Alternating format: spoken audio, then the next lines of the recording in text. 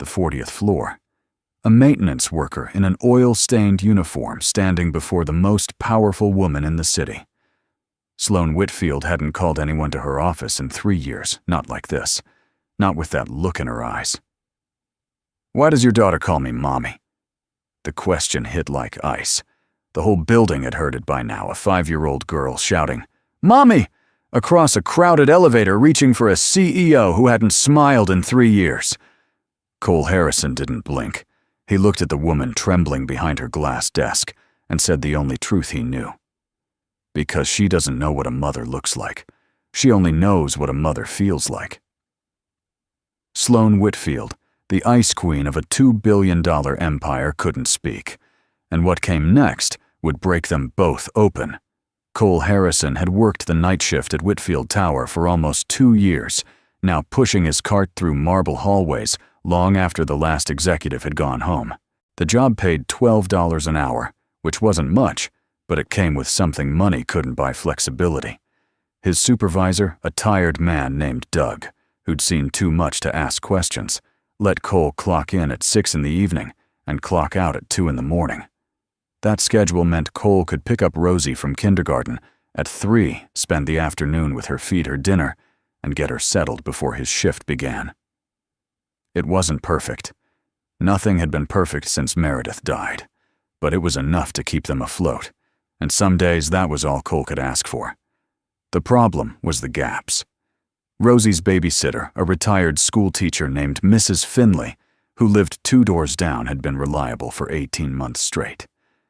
Then her sister in Florida got sick, and suddenly Cole found himself staring at a calendar full of holes. He tried everything: other neighbors, the church daycare, even a teenager down the block who claimed she was great with kids. None of it worked. The neighbors had their own lives. The church daycare closed at 5. The teenager spent more time on her phone than watching Rosie. So on the nights when there was no one else, Cole did the only thing he could. He brought his daughter to work. The basement of Whitfield Tower had a storage room next to the mechanical systems, a cramped space filled with old office furniture and forgotten files. Cole had dragged a small couch in there months ago, the kind with faded cushions and a slight smell of dust. Rosie called it her secret fort. She would curl up with her stuffed bear, a ratty thing named Mr. Buttons that had been through the wash so many times his fur was matted flat, and she would draw pictures until sleep took her. Cole checked on her every 30 minutes, his heart in his throat, each time he pushed open that door. The guilt never left him. A 5-year-old shouldn't spend her nights in a basement. But the alternative was worse. The alternative was no job, no apartment, no food on the table. Rosie never complained. That was the thing that broke him most. She treated those nights like adventures, whispering to Mr. Buttons about the castle they were exploring, asking Cole if there were dragons in the boiler room. She had her mother's imagination, that wild ability to turn something ugly into something beautiful. And she had her mother's eyes, too wide and brown, and filled with a light that shouldn't exist in a child who had lost so much. Cole would look at her sometimes, asleep on that old couch, with her pink shoes still on, because she refused to take them off, and he would feel something crack inside his chest. Those shoes. Meredith had bought them 2 weeks before the accident. They were too small now, pinching Rosie's toes, but she wouldn't let him replace them. "Mommy picked these," she'd say, as if that explained everything. And maybe it did. The questions had started about a year after Meredith's death. Rosie was 3, then just old enough to notice the other kids at daycare had someone called Mommy, who picked them up, braided their hair, kissed their scraped knees. "Daddy," she'd asked one night, her small hand tugging at his sleeve, "what does a mommy do?" Cole had frozen. How do you explain a mother to a child who would never remember hers? He couldn't show her pictures. Rosie didn't recognize the woman in the photographs, couldn't connect that frozen smile to anything real. So instead, he told her what a mother did. He told her a mother was the person who knelt down when you fell, who tied your shoes and checked them twice, because once was never enough. A mother was the person who looked at you like you were the most important thing in the world, who smiled just from seeing your face. A mother was warmth and safety, and the feeling that you mattered. Rosie had listened carefully, nodded slowly, and from that day on, she searched for her mother everywhere. The first time Sloane Whitfield saw the girl, it was 11 o'clock on a Tuesday night. She had stayed late to review contracts, the same way she stayed late every night, because going home meant sitting in an empty penthouse with nothing but silence and memories. The elevator doors opened to the parking garage, and there, sitting cross-legged on the concrete floor, with crayons scattered around her, was a child. Sloane's breath caught. The girl couldn't have been more than 5, with messy brown hair pulled back in a lopsided ponytail and a pair of pink shoes that looked too small for her feet. She was humming something tuneless, completely absorbed in her drawing, and she didn't look up until Sloane's heels clicked against the floor. "Hello," the girl said brightly, as if finding a stranger in a parking garage at 11 at night was perfectly normal. Her eyes were wide and curious, completely without fear. Sloane didn't answer. She couldn't. Her gaze had locked onto those pink shoes, scuffed at the toes, the Velcro straps fraying the exact shade of bubblegum that Wren used to love. For 3 seconds that stretched into eternity, Sloane couldn't move, couldn't breathe, couldn't do anything but stare at those shoes and feel something crack open inside her chest. Then she turned and walked away. Her heels echoing too loud in the empty garage, her hands shaking so badly she could barely grip her keys. She told herself she wouldn't go back. She told herself it was nothing, just a child, just a coincidence, just a pair of shoes that happened to look like a ghost. But the next night, Sloane found herself leaving her office at 11 again. And the night after that, the girl wasn't always there. Sometimes the basement hallway was empty, and Sloane would feel something that might have been disappointment if she allowed herself to name it. But when the girl was there, Sloane would slow her steps, would let her eyes linger for just a moment on that small figure, with the crayons and the stuffed bear and the pink shoes. She never spoke. She never got close. She just watched from a distance, the way you might watch a fire when you know the warmth could burn you. The girl noticed her on the 4th night. "Hello, elevator lady," she called out, waving with a crayon still clutched in her fist. Sloane nodded stiffly and kept walking. But something shifted inside her. Some wall developed a crack she couldn't seal. The 5th night the girl was crying, small hiccuping sobs that echoed off the concrete walls. She was sitting in a corner, her knees pulled to her chest, her face buried in the ratty fur of her stuffed bear. The lights had flickered, some electrical glitch that lasted maybe 10 seconds. But in the basement, 10 seconds of darkness was an eternity. Sloane stood 20 feet away, her hand pressed against the cold wall, watching this child shake with fear. She didn't go to her. She couldn't. But she stood there until the crying stopped, until the girl lifted her head and saw her standing in the shadows. "Are you scared of the dark, too?" the girl asked, her voice still wobbly. Sloane's throat tightened. "Yes," she heard herself say. It was the first word she'd spoken to the child, and it wasn't a lie. She was terrified of the dark, not the absence of light, but the darkness that had lived inside her for 3 years, the shadows that crept in whenever she stopped moving long enough to feel. The 6th night changed everything. The girl was struggling with her shoelaces. The Velcro straps on her pink shoes had finally given out, and her small fingers couldn't manage the knot Cole had tied that morning. She tugged and pulled, her face scrunched in frustration, and then she tripped. It wasn't a bad fall. Her knees hit the concrete, her palms scraped against the rough surface. But the sound she made, that small cry of surprise and pain, cut through Sloane like a knife. Before she knew what she was doing, Sloane was moving. Her heels clicked against the floor, her designer suit rustled as she knelt down, and her hands, the hands that signed billion-dollar contracts, that built an empire from nothing, gently took hold of the girl's shoe. "Let me," Sloane said quietly. She tied the laces slowly, methodically, the way she used to do for Ren every morning before school. When she finished, she tugged on the laces to test them, then tugged again. Once was never enough. That's what Ren used to say, giggling as Sloane double-checked her knots. Sloane's fingers trembled as she lowered the girl's foot back to the ground. "Are you a mommy?" the girl asked. The question hit Sloane like a physical blow. She looked up into those wide brown eyes so full of innocent curiosity, and for one terrible moment, she couldn't remember how to breathe. She stood abruptly, her knees protesting, her heart slamming against her ribs. She didn't answer. She couldn't answer. She turned and walked away faster than before, almost running, her heels striking the concrete like gunshots. Behind her, she heard the girl's voice call out something, but she didn't stop. She couldn't stop. The next week it happened in the elevator. Sloane had just finished a board meeting, her mind full of numbers and projections, when the doors opened on the lobby level and a maintenance worker stepped in with his daughter. The girl's eyes went wide. She pointed directly at Sloane, her small finger aimed like an arrow, and shouted at the top of her lungs, "Mommy!" The elevator went silent. 3 executives, 2 assistants, and a security guard all turned to stare. Sloane felt the blood drain from her face. The maintenance worker, a tall man with tired eyes and oil stains on his uniform, looked mortified. He grabbed his daughter's hand and whispered something urgent, but the girl wasn't listening.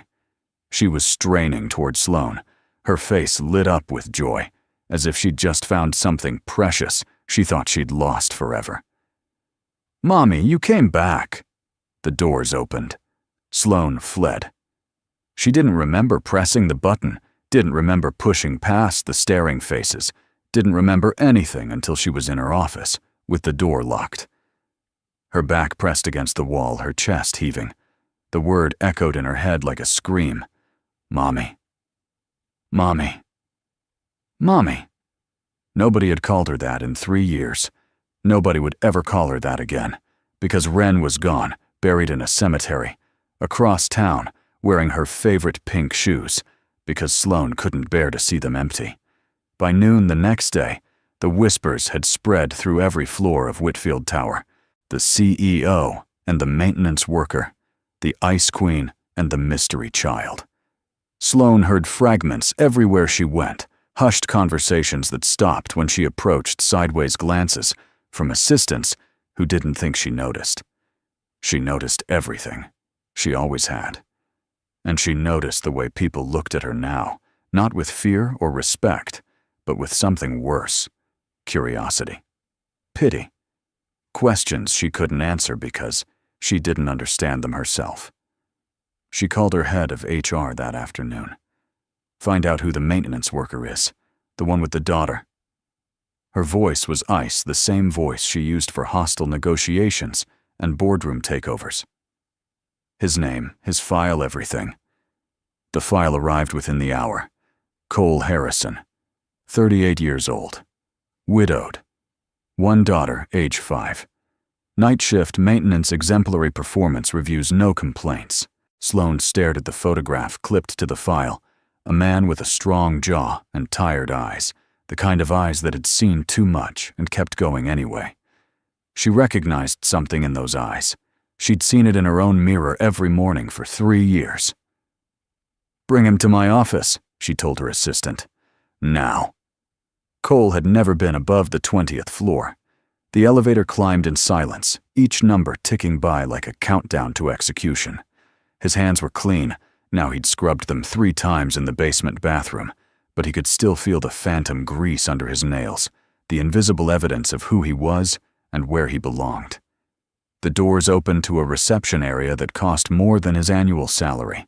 Marble floors, crystal chandeliers, a view of the city that made everything below look small and insignificant. The assistant who escorted him didn't make eye contact. She just pointed to a door at the end of the hallway and walked away. Sloane Whitfield stood behind her desk like a general preparing for war. She was tall, taller than he expected, with sharp cheekbones and blonde hair pulled back in a severe twist. Her suit probably cost more than his car. Her eyes were the gray of winter storms, cold and distant and impossible to read. Cole had seen those eyes on the company portraits that hung in the lobby, but in person they were different.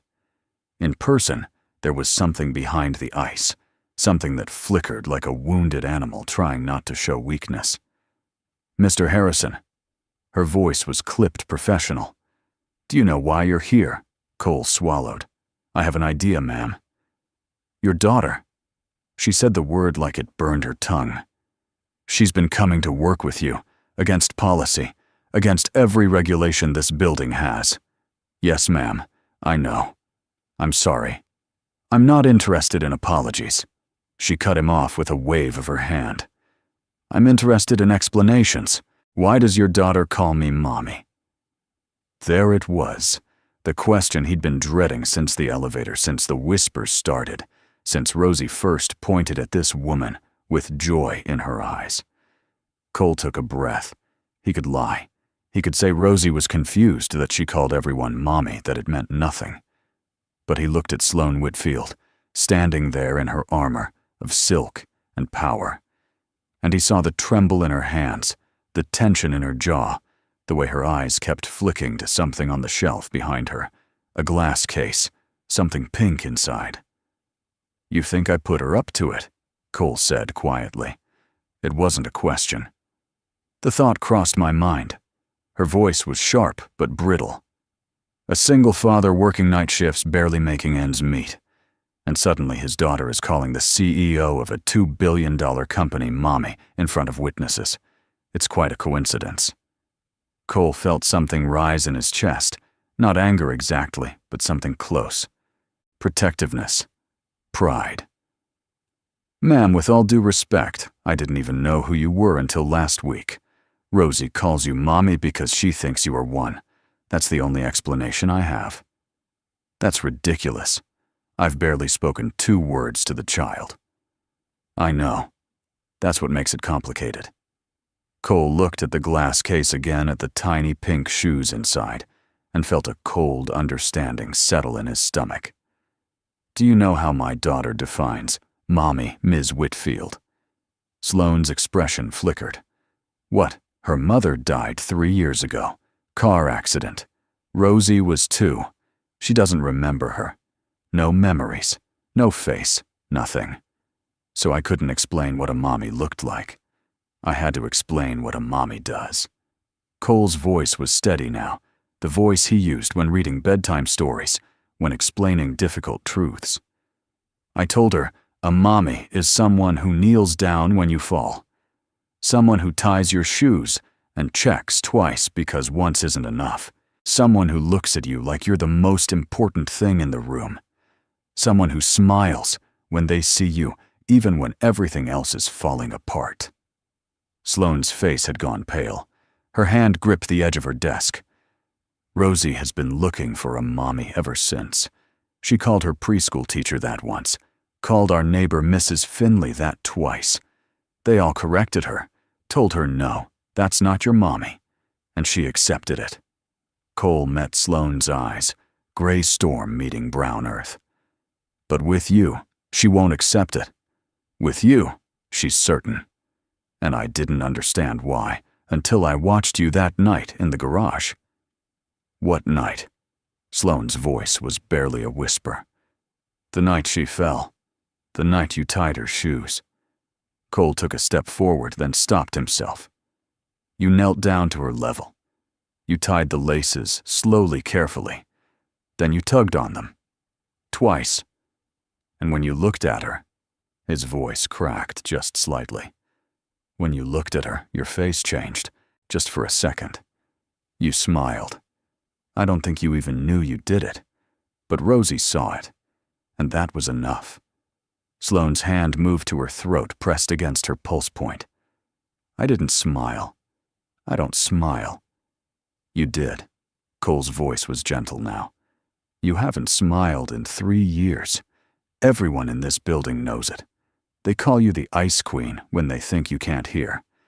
But you smiled at my daughter. And she felt it. She felt everything you tried to hide." The room was silent except for the soft hum of the air conditioning and the distant murmur of the city below. Sloane stood frozen behind her desk, her face a mask of control that was slowly cracking at the edges. Cole could see it happening, the tremor in her lip, the brightness gathering in her eyes, the way her shoulders had begun to curve inward, as if protecting something fragile. "Those shoes," Sloane said suddenly, her voice strange and hollow. "The pink ones she wears. Where did you get them?" The question surprised him. "My wife bought them, before she died. Rosie won't take them off even though they're too small now. She says they're magic because Mommy picked them." Sloane made a small wounded noise that seemed to escape against her will. She turned away from him, walked to the shelf where the glass case sat, and stood there with her back to the room. When she spoke again, her voice was barely audible. "My daughter had shoes like that. Same color, same style. She was wearing them when she died." The words hung in the air like smoke. Cole felt the floor shift beneath his feet. "I didn't know," he said quietly. "I'm sorry." "Don't." Sloane's voice cracked. "Don't apologize. You didn't know. You couldn't have known." She pressed her fingers against the glass case against the tiny pink shoes, preserved inside like relics from another life.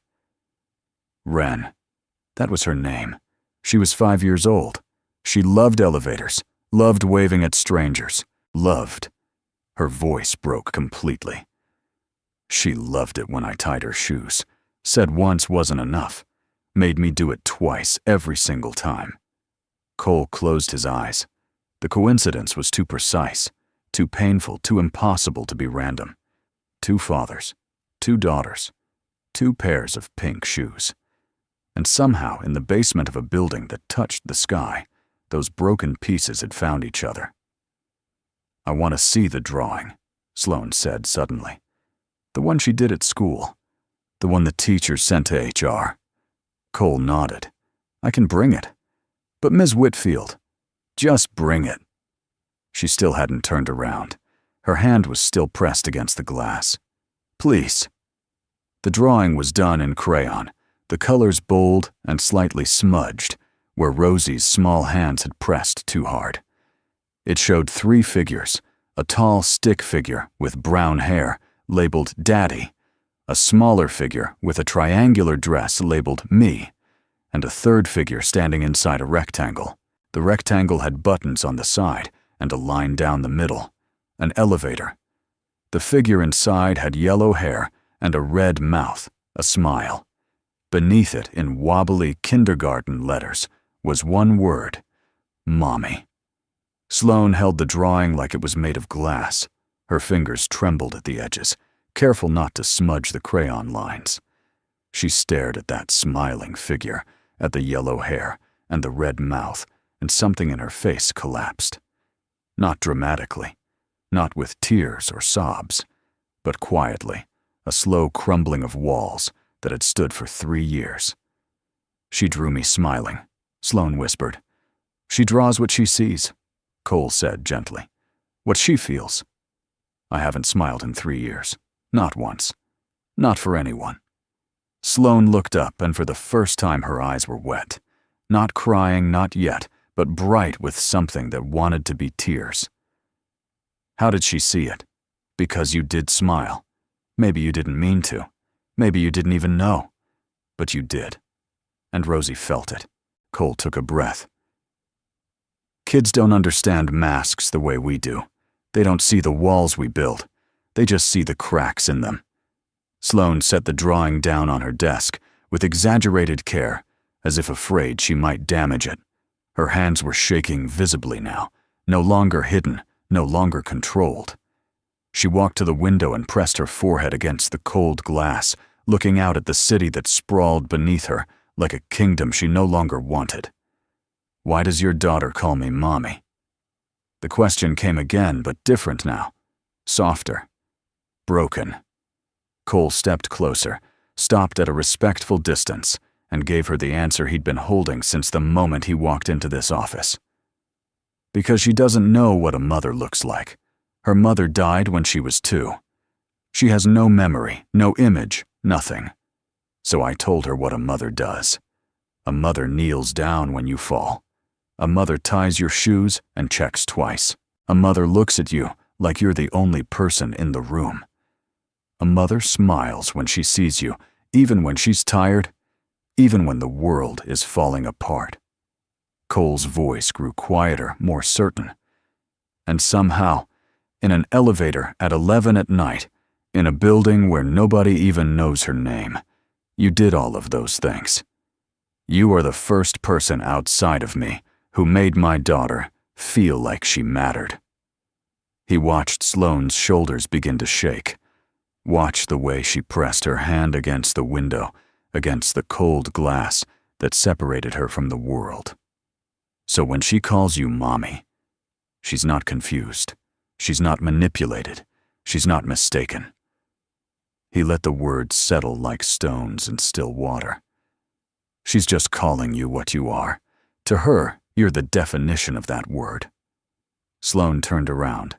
Tears were streaming down her face, now cutting silent tracks through her perfect makeup, dripping onto the collar of her $2,000 blouse. She didn't wipe them away. She didn't hide. For the first time in 3 years, she let herself be seen. I stopped being a mother the day Ren died, she said, her voice wrecked. I stopped being anything. I just became this. She gestured at her office, at the empire of glass and steel that surrounded her. I thought if I built enough, worked enough, controlled enough, I could fill the hole. But it never filled. It just got darker. She walked to the shelf and lifted the glass case. Her hands trembled as she opened it the first time in 3 years. Inside the tiny pink shoes were perfect, preserved, untouched by time. She held one in her palm like a wounded bird. She was wearing these when the car hit. I was supposed to pick her up from school, but I had a meeting. I sent the nanny instead. The truck ran a red light and her voice shattered. They let me keep the shoes. I don't know why.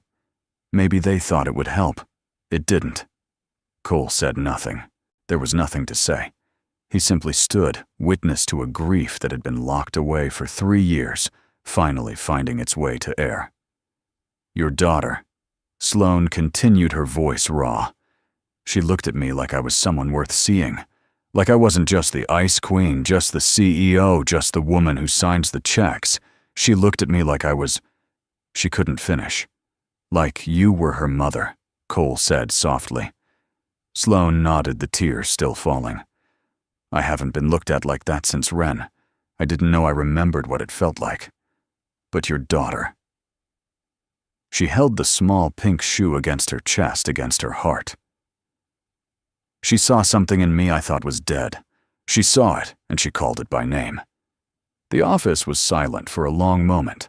Outside, the city hummed with indifference, millions of lives moving through their routines, unaware that 40 floors up, 2 broken people were finally breathing. I don't want to replace Ren, Cole said carefully, and I don't want you to replace Meredith. That's not what this is. Then what is it? He looked at the drawing on the desk, at the smiling figure in the elevator. I don't know. But my daughter hasn't been this happy since her mother died. And I think maybe, he chose his next words with care, I think maybe there's a reason she found you. I don't know if I believe in fate or God or any of that, but I believe in her, and she believes in you. Sloane set the shoe back in the glass case, but didn't close it. The lid stayed open, the shoes exposed to air for the first time in 3 years. A small thing. A beginning. I don't know how to do this, she admitted. I don't know how to be around children anymore. I don't know how to be around anyone. Neither do I, Cole said honestly. I've been faking it for 3 years. Some nights I lock myself in the bathroom and cry so Rosie won't hear. Some mornings, I can barely get out of bed. But I get up anyway because she needs me. He met her eyes. Maybe that's all any of us can do. Get up anyway. Sloane wiped her face with the back of her hand, smearing mascara across her cheek. She looked younger, suddenly vulnerable, Nothing like the Ice Queen the whole building feared. "I'd like to see her again," she said quietly. Properly this time. Not in a parking garage at midnight. Not running away. She took a shaky breath. "I don't know what I can give her. I don't know what I can be. But I'd like to try, if you'll let me." Cole thought about Rosie, about the way her face lit up whenever she talked about the elevator lady, about the drawings she made almost every night now, a woman with yellow hair and a smile standing in a rectangle with buttons. He thought about what it might mean to give his daughter something he couldn't give her himself. Not a replacement mother. Something else. Something neither of them had words for yet. "She has soccer practice on Saturday mornings," he said. "The field behind the elementary school on 8th Street. Game starts at 10. Sloane's eyes widened. "You want me to come? I want you to decide if you want to come." Cole picked up the drawing from her desk, looked at it one more time, then set it back down. "This is yours. She'd want you to have it." He turned to leave, then stopped at the door. "Ms. Whitfield." "Sloane." Her voice was soft. "Just Sloane." He nodded. "Sloane. For what it's worth, I don't think it's an accident that she found you. And I don't think you smiled by accident either. Maybe some part of you has been waiting to be found." He left before she could respond. The elevator carried him back down to the basement, back to his cart and his tools, and his daughter, who was probably awake by now, wondering where he'd gone. But something had shifted. The weight on his shoulders felt different, not lighter exactly, but shared. For the first time in 3 years, Cole Harrison didn't feel completely alone. The soccer field was chaos. 25-year-olds in mismatched jerseys chased a ball across the grass, while parents lined the sidelines with coffee cups and folding chairs. Cole stood near the bleachers, watching Rosie run in circles that had nothing to do with the actual game. She was laughing her ponytail, bouncing her pink shoes, flashing against the green grass. She had let him replace the Velcro straps with proper laces last week. A small victory. At 10:15, a black car pulled into the parking lot. It was the kind of car that didn't belong here, all sleek lines and tinted windows worth more than most of the houses on the block. Cole watched as the door opened, and Sloane stepped out. She wasn't wearing a power suit today. Jeans, a simple white blouse, flat shoes. Her hair was down, falling past her shoulders in waves, instead of the severe twist she wore at work. She looked different, softer, terrified. She walked toward the field slowly, each step measured and uncertain. Cole raised a hand in greeting. She nodded, but didn't smile, not yet. She was too nervous to smile. He understood. This wasn't a boardroom. There were no contracts here, no negotiations, no rules she could control. This was something much harder. This was showing up. Rosie didn't see her at first. She was too busy chasing a butterfly that had wandered onto the field, completely ignoring the soccer ball that rolled past her feet. Then, one of the other parents cheered for something, and Rosie looked up toward the sidelines, and her entire face transformed. "You came back!" She sprinted across the field, ignoring her coach's confused shout, dodging between players like they were obstacles in a video game. She hit Sloane at full speed, wrapping her small arms around the woman's legs, pressing her face against the expensive fabric of her jeans. Sloane stood frozen. Her hands hovered in the air, uncertain, trembling. Cole watched from a distance, his heart in his throat. He saw the war on Sloane's face, the fear, the grief, the desperate hope. And then, slowly, her hands lowered. They settled on Rosie's back, gentle as falling leaves. "I came back," Sloane whispered. Rosie looked up, her brown eyes shining. "Are you going to watch me play?" "Yes." Sloane's voice cracked on the word. "I'm going to watch you play." Rosie grinned, the same grin her mother used to have, bright and wide and full of trust. And then she grabbed Sloane's hand and pulled her toward the field. "Come on, you gotta sit with Daddy. He brings the good juice boxes." Sloane let herself be pulled. She sat on the grass next to Cole, their shoulders almost touching, and watched a soccer game where most of the players didn't understand the rules and nobody kept score. Rosie waved at them constantly, forgetting the ball entirely whenever she wanted to make sure they were still watching. They didn't talk much. There wasn't much to say yet. But when Rosie scored her first goal, an accident. Really, she'd been trying to kick a dandelion. Cole and Sloane both jumped to their feet, both cheered, both clapped until their hands hurt. And when Rosie ran toward them with her arms raised in triumph, Sloane knelt down to meet her at eye level. "You did it," she said. Rosie threw her arms around Sloane's neck. Did you see? I saw everything." For a moment they stayed like that, a child who had found what she was looking for, and a woman who was beginning to remember what it felt like to be found. When Sloane stood up, her eyes were wet, but she was smiling. Actually smiling. The first real smile she'd allowed herself in 3 years. Cole pretended not to notice. He handed her a juice box instead. "Apple or grape?" She laughed. It was a rusty sound, unpracticed, surprised out of her by its own existence. "Apple. Thank you." They sat back down on the grass and watched the rest of the game in comfortable silence.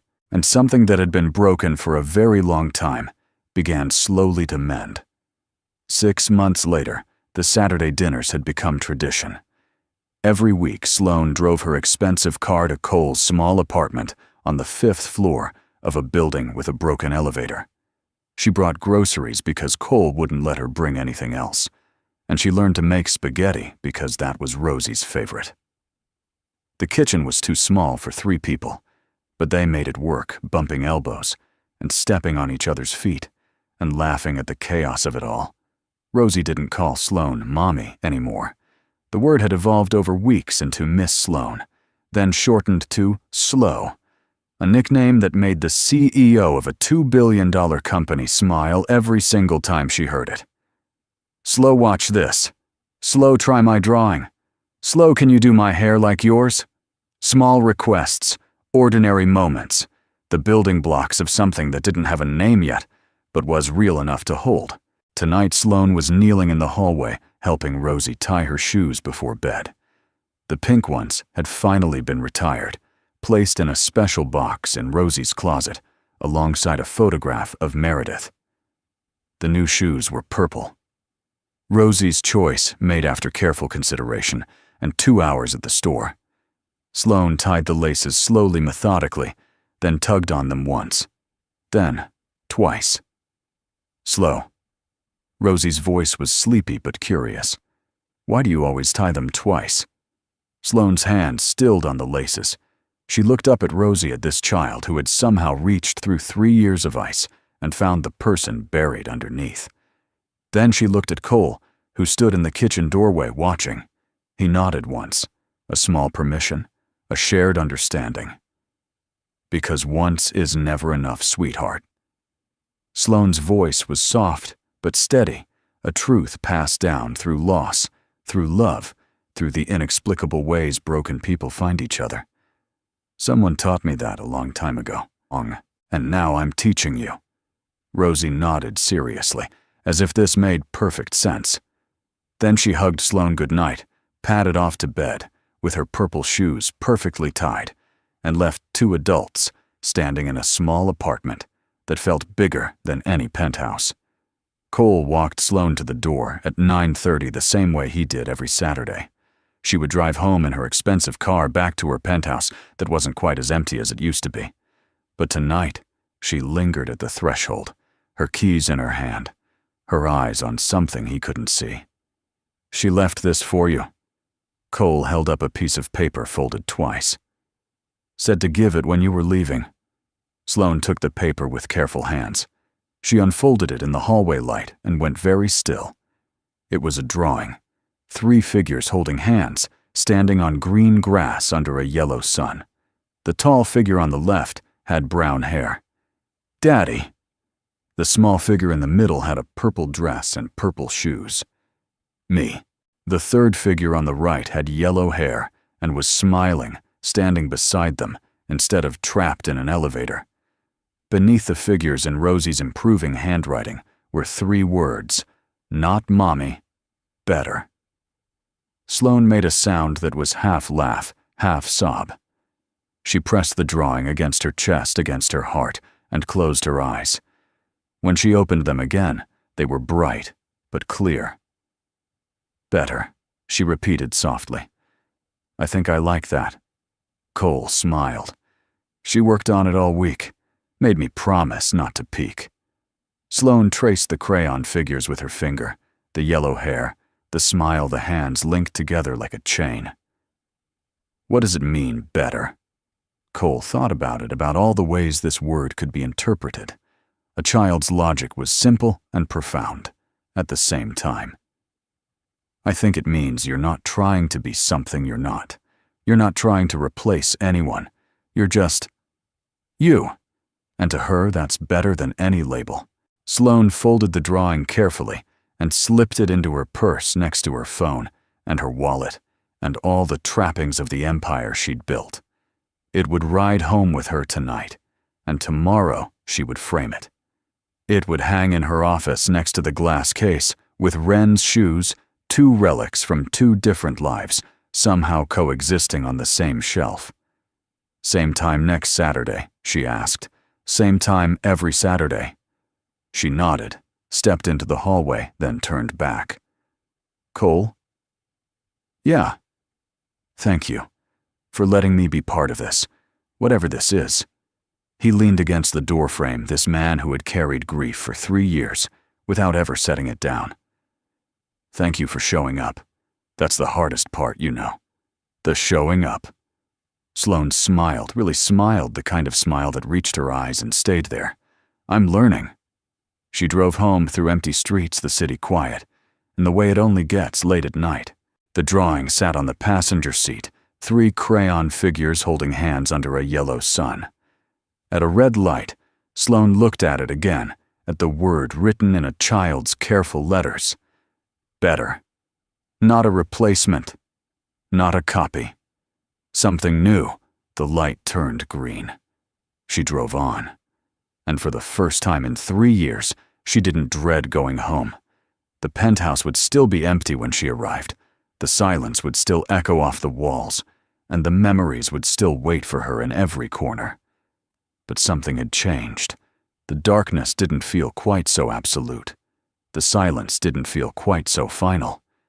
Because somewhere across the city, in a small apartment with a broken elevator, there was a child who believed she was worth something, who looked at her and saw not an ice queen, not a CEO, not a woman frozen by grief, but someone worth drawing. Someone worth naming. Someone better. Sloane Whitfield smiled alone in her car at 11 o'clock at night, driving home through a city that never stopped moving. The tears on her face were old friends, now familiar and almost welcome. They meant she could still feel.